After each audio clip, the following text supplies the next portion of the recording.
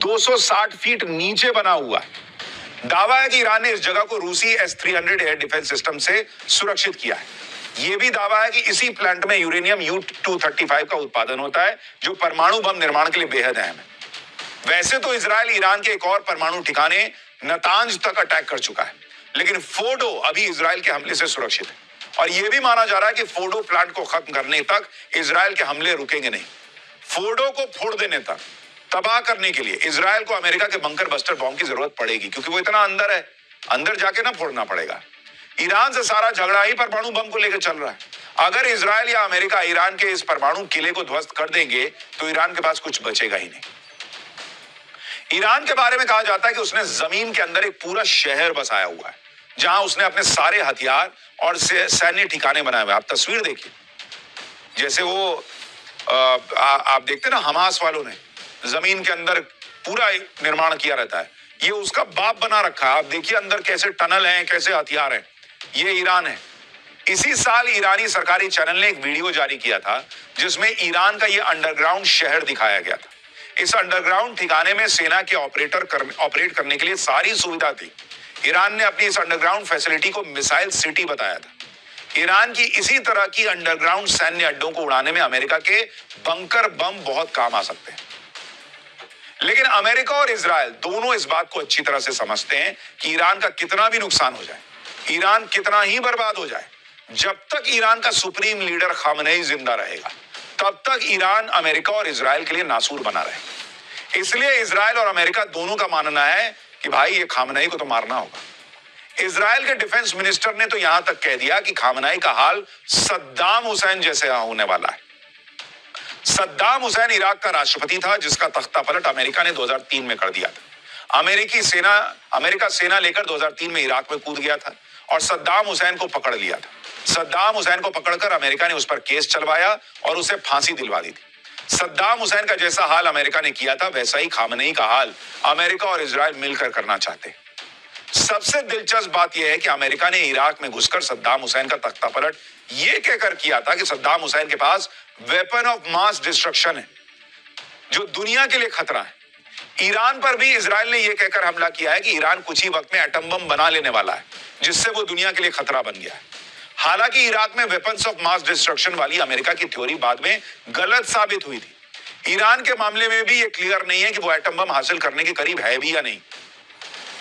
लेकिन अब इस बात का कोई मतलब नहीं रह गया कि ईरान एटम बम हासिल करने वाला था या नहीं, क्योंकि अब अमेरिका और इजराइल दोनों का मकसद सिर्फ ईरान के एटम बम खत्म करना नहीं, बल्कि पूरी तरह से ईरान को खत्म कर देना है, वहां तख्ता पलट कर देना है।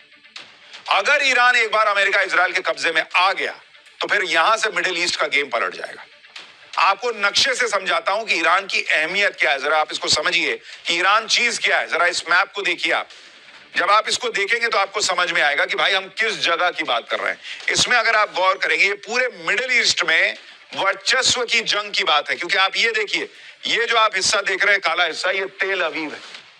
यानी इजराइल यहां से बैठकर यहां ईरान को ठोक रहा है बॉस। यहां इतना दूर, मतलब ये करीब करीब आप मान के चलिए कि अगर आप तेल अवीव और तेहरान की दूरी देखेंगे, ये ऑलमोस्ट जो है मान के चलिए 2000 किलोमीटर के आसपास है। तो यहां से ठोक रहा है ईरान को।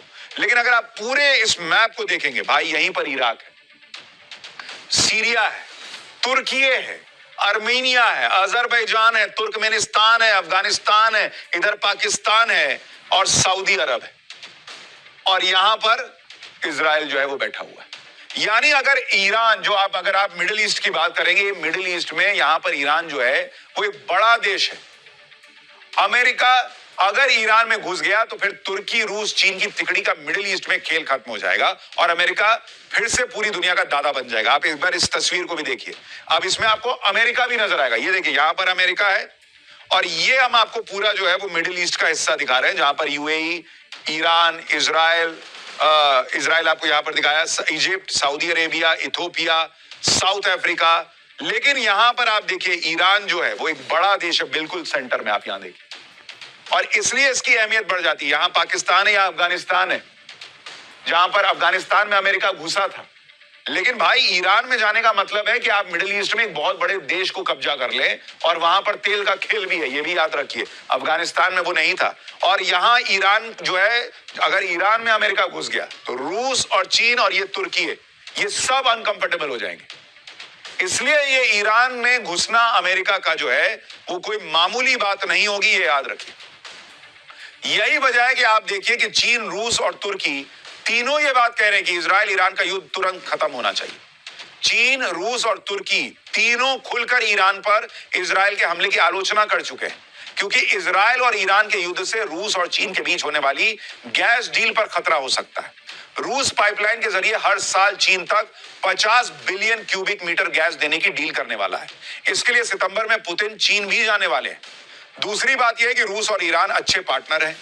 यूक्रेन से युद्ध में ईरान ने ही रूस को कामिकाजे ड्रोन दिए थे। ऐसी भी रिपोर्ट है कि रूस को ईरान से सैकड़ों फतह 360 बैलिस्टिक मिसाइल भी मिली, जो शॉर्ट रेंज में हमला करने में काफी कारगर है।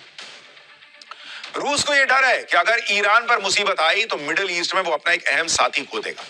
मिडिल ईस्ट में उसका प्रभाव कम हो जाएगा, और रूस ऐसा कभी नहीं चाहेगा, क्योंकि ऑलरेडी वो उसके दोस्त कम हो रखे हैं। इसलिए भी वो युद्ध में उतर सकता है। चीन की बात करें तो वो ईरान का 90% क्रूड ऑयल सस्ते में लेता है। दोनों के बीच मिलिट्री सहयोग भी है। ईरान के हथियारों में चीन के कंप्यूटर चिप का इस्तेमाल होता है। ऐसे में अगर ईरान पर अमेरिका हमला करता है तो रूस और चीन को भी झटका लगेगा, क्योंकि अमेरिका सिर्फ ईरान ही नहीं, उससे आगे की प्लानिंग के बारे में भी सोच रहा होगा। और अगर अमेरिका घुसा तो हो सकता है ईरान का साथ देने के लिए रूस और चाइना भी घुस जाए, और इसलिए यह मामला बहुत ज्यादा बिगड़ सकता है, यह भी ध्यान रखिए।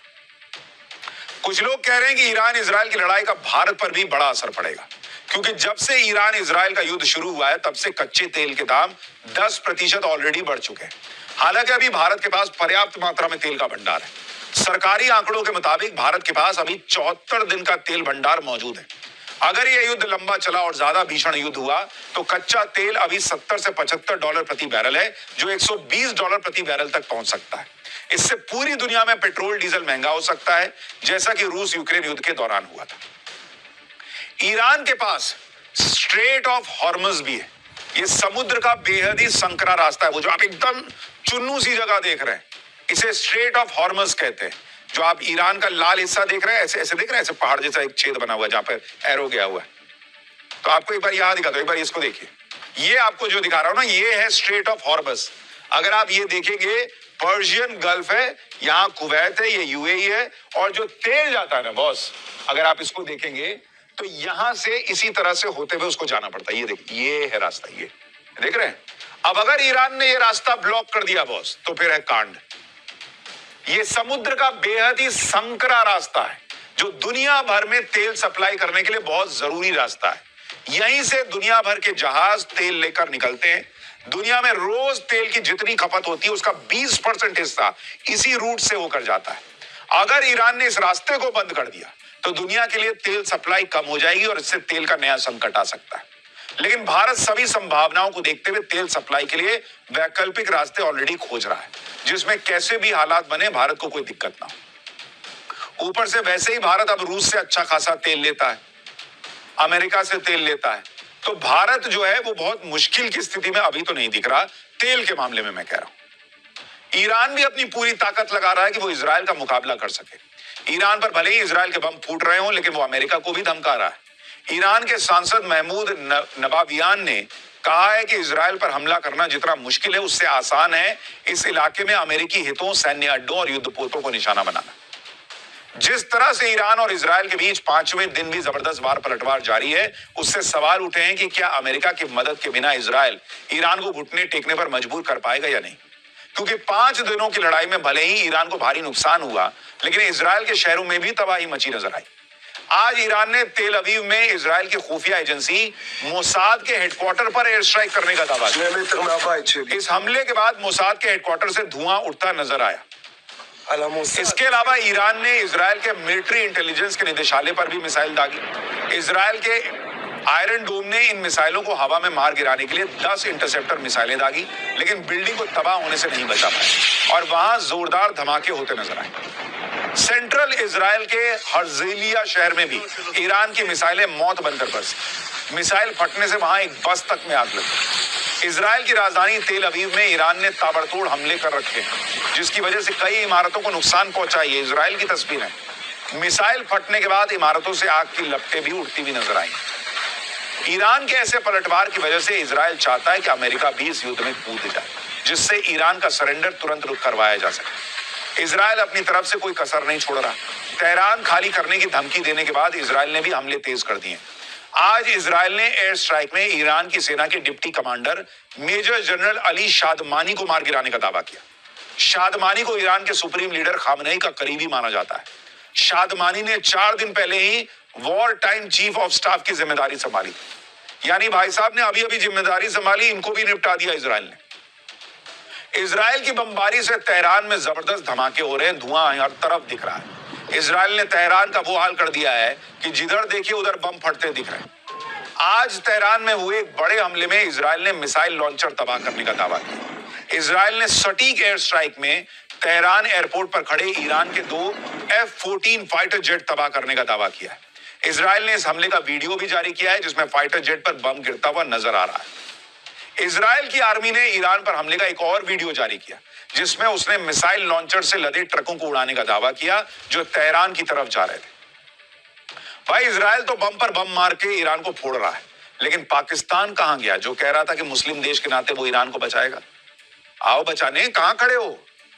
बम तो इजराइल और ईरान में फूट रहे हैं। चीथड़े पाकिस्तान के फर्जी फील्ड मार्शल आसिम मुनीर के उड़ रहे हैं।